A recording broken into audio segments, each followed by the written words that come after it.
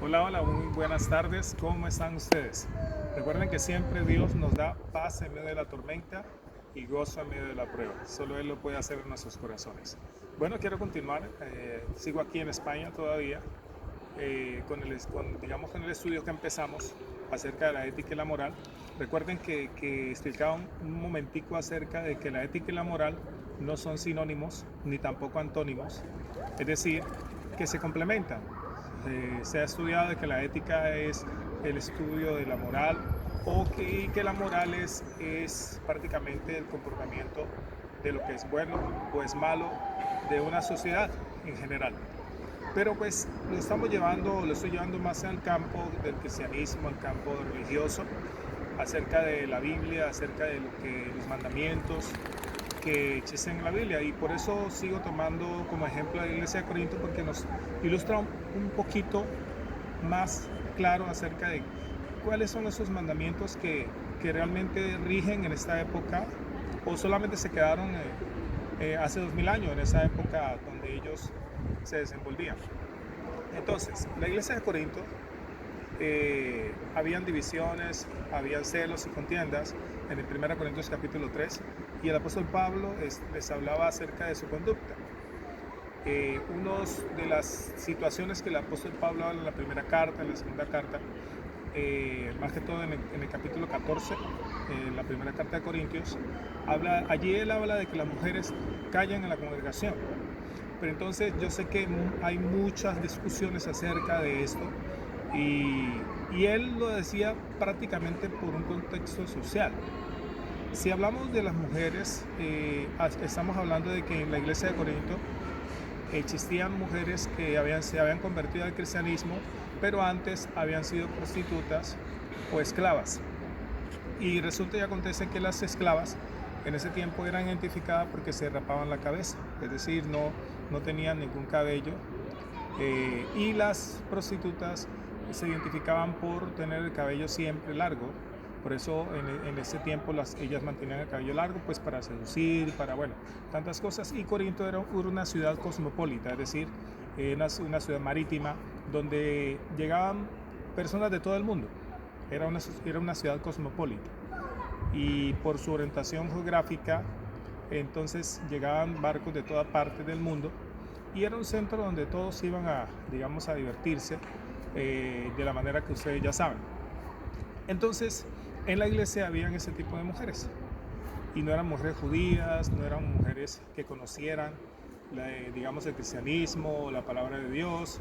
Entonces, por eso Pablo les decía que, número uno, les decía que no hablaran en la congregación, que callaran en la congregación, porque pues necesitaban primero ser instruidas, así como todos los hombres, para que pudieran ahora sí más adelante poder hablar acerca de la palabra de Dios. O cuando les decía que no se cortaran el cabello, es porque si se cortaban, muchas que habían sido esclavas y que ya eran cristianas, pues querían como seguir con su costumbre digamos, de cortarse el cabello, como ya les expliqué, no cortárselo hasta aquí, sino que se rapaban. Era una situación social, ¿sí? O las mujeres que habían sido prostitutas, que estaban en la iglesia, que ya se habían convertido al cristianismo, pues querían tener el cabello largo nuevamente, como antes, y resulta que si ellas seguían con ese mismo comportamiento en la calle, pues eran vistas, digamos, con un objetivo como si fueran esclavas o fueran prostitutas. Era una situación social. Por eso nosotros en la Biblia debemos mirar el contexto histórico y gramatical de lo que se está diciendo en la palabra de Dios. ¿Sí? Estas cosas ¿por qué nos ayudan para saber cuáles son los mandamientos subjetivos y cuáles son los mandamientos absolutos? Los que les acabo de decir son mandamientos subjetivos. Cuando Pablo dice en 1 Corintios 14, dice que la mujer calla en la congregación, o sea, que no predique, pero era una situación temporal, mientras aprendían, porque la mayoría de las mujeres que estaban allí no eran mujeres que conocieran o el cristianismo, no eran judías, etcétera, ¿sí? Y precisamente todos esos mandamientos que podemos ver en la primera carta y segunda carta de los Corintios son mandamientos subjetivos, ¿sí? En cuanto a ese aspecto de la mujer. Sí, si hablamos de un mandamiento absoluto, hablemos de no matarás. No matarás es un mandamiento absoluto, es decir, si rige en toda época, en todo lugar. Y esas distinciones que yo les estoy dando en ese momento, yo sé que les va a ayudar a entender un poquito más acerca de los mandamientos bíblicos o los mandamientos que hay en la Biblia. Y no dejarse engañar, porque muchas personas o líderes religiosos o personas que de pronto inocentemente por no tener conocimiento expresan una interpretación bíblica literal y no miran el contexto histórico y gramatical y cultural para saber cuáles son los mandamientos absolutos y cuáles son los subjetivos. ¿Listo? Entonces, eso era lo que quería complementar acerca de cómo practicar el Evangelio, cómo hacerlo hoy.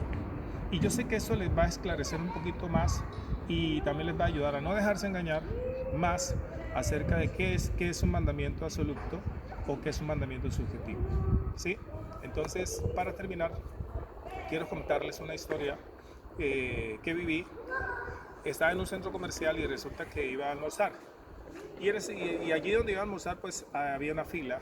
Entonces me acerqué a una joven que era prácticamente creo que la última de la fila. Y yo le pregunté, ¿tú eres la última de la fila? Y ella me dijo, sí, sí, señor. Entonces, bueno, listo, yo me voy a hacer atrás de ti. Y resulta que llegaron 5 jóvenes más y se metieron entre ella y yo y abruptamente me sacaron de la fila. Y al sacarme de la fila, yo les dije, bueno, pues claro, yo me enojé y yo les dije, ¿qué les pasa? ¿Qué sucede? ¿Por qué me sacan de la fila? Si ustedes tienen que hacerse atrás de mí, ustedes llegaron antes. Y entonces lo único que dijo uno de los jóvenes que ya quedó atrás de mí, llega y se da la vuelta y solo lo único que me dice es Dios te bendiga. Eso es lo que me dice. Bueno, ¿qué analizo sobre esto? Obviamente no quiero juzgar, solamente quiero ser objetivo. Analicé que eran jóvenes cristianos al decirme eso. Entonces yo dije, bueno, ¿qué le estamos enseñando a nuestros jóvenes? Solo le estamos enseñando dogmática, les estamos enseñando religiosidad, pero no les estamos enseñando lo que es realmente los mandamientos absolutos, que tiene que ver con el respeto, que tiene que ver con la honestidad, que tiene que ver con la justicia, ¿sí? Entonces, esos jóvenes en ese momento estaban cometiendo una injusticia conmigo, pero para ellos eso no era pecado. Pero muchas veces en la iglesia se maneja estos conceptos de pecado, lo que no es pecado, lo que es justo, lo que es injusto, y resulta que no miramos las cosas que realmente son pecado. Y resulta que ellos estaban cometiendo en ese momento una injusticia, ¿sí? Entonces, eso es solamente un ejemplo que quería ofrecerles para que miremos cómo estamos enseñando a nuestros jóvenes, cómo estamos enseñando en nuestras iglesias, cómo estamos creciendo espiritualmente y cómo estamos madurando espiritualmente. Y que entendamos qué es realmente la esencia del mandamiento, la esencia de lo que es la santidad, la esencia de lo que es la obediencia a los mandamientos del Señor. Y lo más importante que Dios quiere es que lo amemos a Él sobre todas las cosas, a nosotros mismos y a nuestro prójimo. Eso es lo que Dios quiere. Recuerden que primero, cuando dice amarás a tu prójimo como a ti mismo, Él está hablando y el mandamiento da por hecho de que tú ya te amas a ti mismo. Y si tú no te amas a ti mismo, pues ¿cómo vas a amar al que está alrededor tuyo, a tu prójimo? Precisamente el mandamiento apunta a que tú mismo debes amarte y respetarte y solucionar esos problemas internos que hay en tu corazón y en nuestros corazones.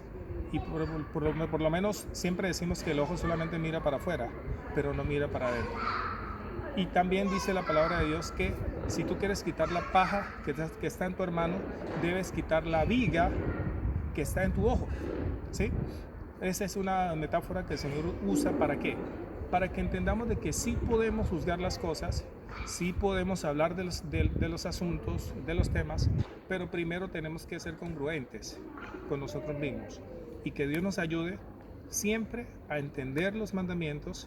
¿Para qué? Para que podamos hacer una buena contextualización de ellos y practicar los que están vigentes y no practicar los que realmente eran solamente para esa época y no para nosotros solo. Dios me le bendiga y gracias y chao. Bendiciones.